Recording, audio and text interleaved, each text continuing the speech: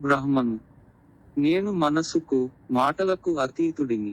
నేను శబ్ద, స్పర్శ, రూప, రుచి మరియు వాసన లేనివాడను. నేను ఇంద్రియ వస్తువును కాదు. నేను అగమ్యగోచరంగా ఉన్నాను. నేను మార్పులేనివాడిని, అనగా ప్రకృతి యొక్క 6 రూపాంతరాలు లేనిది.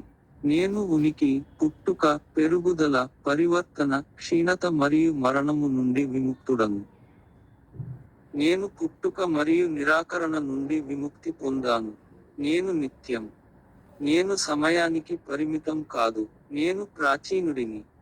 నేను 3 గుణాలను అధిగమిస్తున్నాను, అవి సత్వము, రజస్సు మరియు తమస్సు. నేను స్వచ్ఛంగా ఉన్నాను. నేను 3 రెట్లు పరిమితుల నుండి ఉచితం, అవి ఒక చోట ఉన్నది మరియు మరొక చోట ఉనికిలో లేనిది, ఒకసారి ఉన్నది మరియు ఒకసారి లేనిది, ఒక వస్తువులో ఉన్నది మరియు మరొకటి లేనిది. నేను అంతటా వ్యాపించి, శాశ్వతంగా ఉన్నాను. నేను 3 రెట్లు భేదాల నుండి విముక్తి పొందాను, అవి సజాతీయ, విజాతీయ మరియు స్వాగత భేద. నేను గొప్ప సజాతీయ అస్తిత్వాన్ని.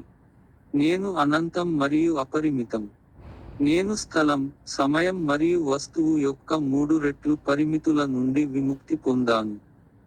నేను అవిభాజ్యుడిని. నిష్పక్షపాతంగా మరియు నిరాకారుడిని. నేనొక్కడే సర్వోత్కృష్టుడు.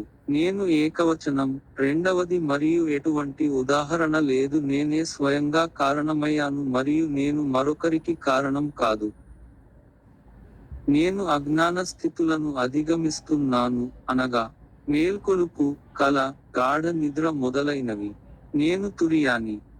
నేను చాలా స్వతంత్రంగా మరియు స్వీయ ప్రకాశవంతుడిని.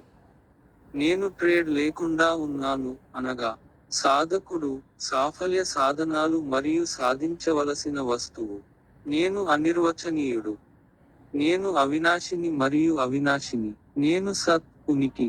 నేను నిస్సత్తువను కాను. నేను చైతన్యాన్ని. నేను చిత్.